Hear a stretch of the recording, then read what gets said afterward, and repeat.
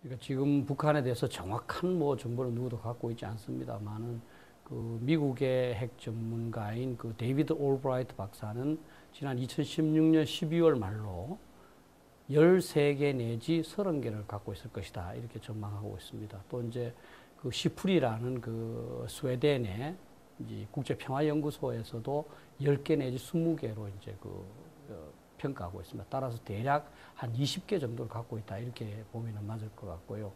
그리고 지난 그 2016년 1월 그 6일이죠. 그때 제4차 핵실험을 했는데 그때 북한은 수소폭탄을 개발했다고 그랬습니다. 그런데 그거는 이제 증폭 핵분열탄에 해당되지 않을까. 그래서 한 이 원자폭탄의 2배 내지 5배 위력이 큰 그런 무기도 갖고 있을 것 같고요.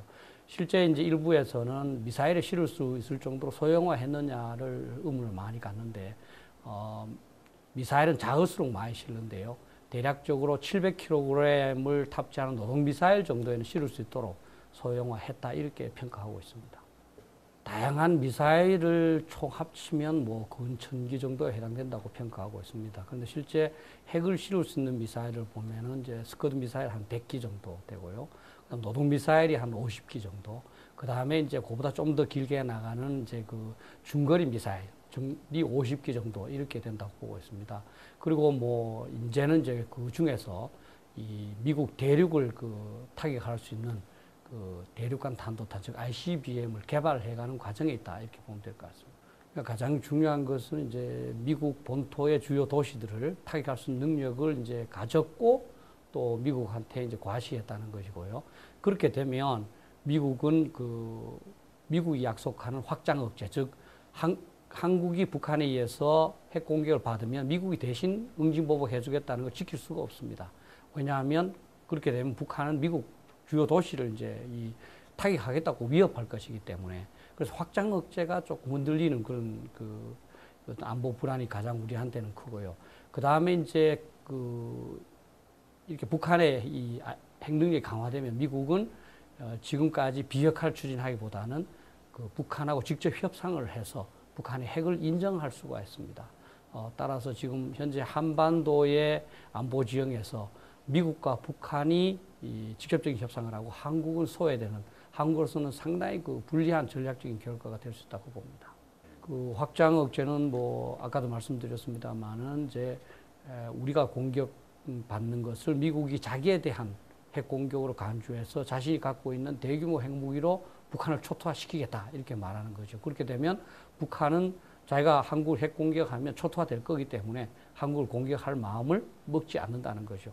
근데 지금 이제 ICBM을 가졌으니까 그것이 이제 불안해졌고, 그럼 북한이 오판을 해서 우리를 이제 공격할 수 있는 가능성이 높아지는 거죠. 이 확장 억제는 이제 우리 한국에 대해서만 적용되는 것이 아니고 나토, 일본, 뭐 호주 이런 데 다 적용되고 있는 보편적인 개념입니다. 따라서 우리가 기대하는 거는 미국도 우리한테 대해서 확장 억제를 제공 안 하기는 쉬운데 다른 동맹국들이 미국을 신뢰하지 않을까 봐 사실은 조금 이제 확장 억제를 포기하기가 어려운 뭐 그런 점이 있습니다. 미국으로서는 어쨌든 간에 이 한반도에서 어떤 전쟁이나 핵전쟁이 일어났을 때 가급적이면 연루되지 않으려고 노력을 할 것이기 때문에 확장 억제를 이행한다 하더라도 상당히 점진적이면서 좀 단계적으로 이행하리라 이렇게 생각합니다. 가장 중요한 거는 잘 아시지만 현 상황이 그냥 단순히 안보 위에 조금 증가된 것이 아니라 안보의 패러다임 자체를 이제 전환해야 될 심각한 상황이라는 것을 인식하는 것이고요. 두 번째는 한미 동맹을 지속적으로 강화해서 미국이 유사시에 확장 억제를 확실히 시행할 수 있도록 그렇게 만들어야 됩니다. 우리 국방부 간에 이제 한미 확장 억제 전략위원회가 있거든요. 그거를 수시로 이제 가동을 하고 구체적인 이행 계획을 만들어야 되죠. 그래야 이제 미국이 유사시에 물러날 수 없으니까. 그다음에 세 번째는 이제 가장 중요한데 우리는 이제 북핵 대비에 모든 국력을 총동원해야 된다. 그래서 저는 가끔 이제 이 전쟁 때 전시 내각을 구성하듯이 이제 북핵 대비 차원에서 내각을 구성을 하고 모든 정부의 조직도 그에 맞도록 이제 변화시켜야 된다 이렇게 생각합니다. 누구나 아시지만 이제 미국은 이제 압박과 제재라는 그런 기조를 유지할 것 같습니다. 근데 사실 이제 경제 제재가 지금까지의 경험에서 보면 결정적인 효과를 가질 수는 없습니다. 그래서 이제 일부에서는 이제 선제 타격을 할 수 있지 않느냐 이런 얘기도 나오는데 사실은 한국이 그 인질로 잡혀 있는 것이기 때문에 상당히 참 그 어렵습니다. 따라서 결국은 저는 미국은 이제 이 북한하고 협상하는 그런 방향으로 선회하지 않을까 상당히 그 좀 그 불안한 그런 그 이 전망이라고 할 수 있습니다. 지금까지 이론적으로 쭉 나온 것은 핵을 억제하는 것은 핵밖에 없다 하는 그런 이야기입니다. 미국과 소련 또 이 다른 나라들이 노력하는 걸 보면 알 수 있습니다. 그래서 지금 미국은 그 유럽에도 180발 정도의 전술 핵무기를 배치해 두고 있습니다. 실제 냉전 때는 더 많이 배치했고요. 냉전 때는 한국에도 배치했습니다. 그래서 그런 것들을 한국에 배치하면 이제 북한핵과 우리 한국에 배치된 미국 전술핵이 균형을 이루지 않습니까? 그죠? 그러면 이제 북한의 핵 공격도 억제할 수 있고 또 북한한테 너가 비핵하면 우리도 비핵한다. 협상도 가능한 거죠. 저는 이제 현재 북한의 미사일 능력이 강화됐기 때문에 한반도에 배치하는 것이 조금 위험할 수 있다면 전 일본에 배치해 두는 것만 해도 상당한 그 억제 효과가 증대되리라고 생각합니다. 지금 대부분의 전문가들은 선제 타격이 이제 불가능할 것이다 이렇게 얘기를 합니다. 그런데 가만히 생각을 해보면 전혀 불가능한 건 아닙니다. 저희들이 이제 북한 핵 미사일 기지를 다 파괴할 수만 있다면 북한이 도발할 수가 없습니다. 핵무기가 없어졌는데 우리가 재래식 무기를 월등하지 않습니까? 그죠? 한미 연합 차원에서 공격할 수가 없죠. 문제는 핵을 다 없앨 수 있느냐 하는 건데 저는 한미가 합심하면 그것도 가능하다. 왜냐하면 우리가 강력한 그 타격 자산을 갖고 있기 때문에 그 의심나는 표적까지 전부 다 이제 타격을 동시에 타격하면 되거든요. 그래서 무조건 안 된다는 생각에서는 벗어나서 가능한 모든 이 방법을 한번 찾아보고 그 방법의 실현 가능성을 평가해 볼 필요가 있다. 저는 그렇게 생각하고요. 또 한 가지 중요한 것은 뭐냐면 선제 타격은 그것이 최선이라서 하는 것이 아니고 선제 타격하지 않으면 우리가 항복하거나 핵 공격을 받을 수밖에 없기 때문에 하는 겁니다. 제가 그걸 차악이라고 그러는데요. 그러니까 최악의 상황을 예방하기 위해서 불가피하다면 조금 피해가 있고 위험이 있더라도 우리는 해야 된다. 그래서 이런 것까지 검토할 때 북한이 이제 우리하고 협상을 하거나 또 이제 비핵화 협상에 나오지 그렇지 않으면 현재처럼 우리는 계속 무시당할 수밖에 없다 이렇게 생각합니다.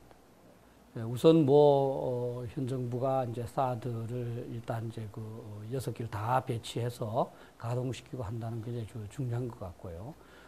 또 이제 앞으로 이제 독자적인 핵 대응체도 갖추고 또 이제 독자적인 제재 조치도 강구한다니까 상당히 바람직한 방향인 것 같습니다.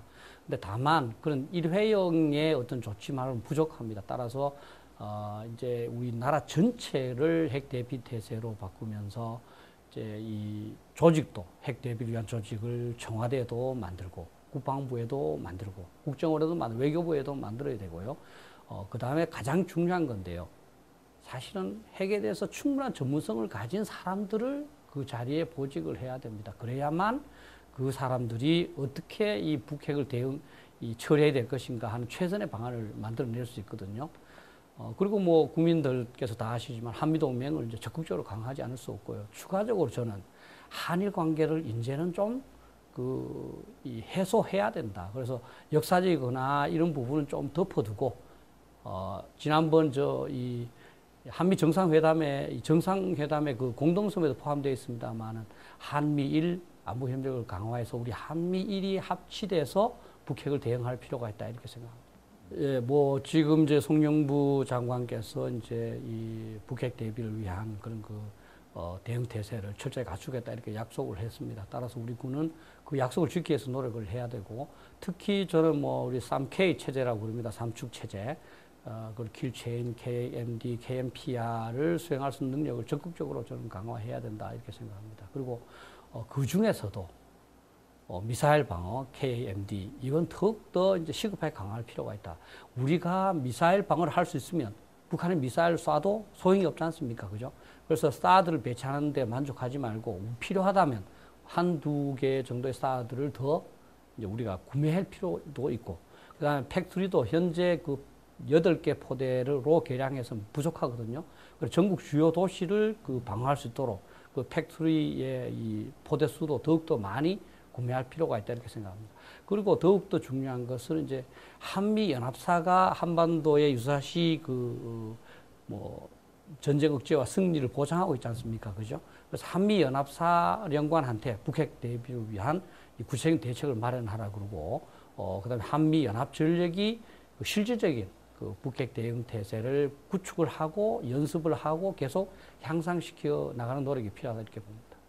우선 그 가장 1차적으로는 이제 현 상황이 심각하다 하는 것을 이해를 하셔야 되고, 저는 이제는 그 민방위라 그러는데요. 대피하는 부분도 생각해 볼 필요가 있다. 지금 일본하고 지금 하와이는 이미 대피 훈련을 시작을 했습니다.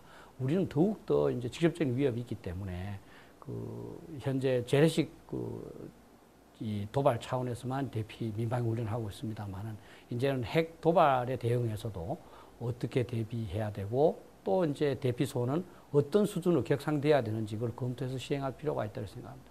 그리고 무엇보다 중요한 것은 이제 사드 논란에서도 많이 드러났습니다만은 우리 국민들께서 그 일부 인사들이 주장하는 그런 잘못된 루머에 속지 않고 건전한 그 국민 여론을 가졌으면 하는 생각.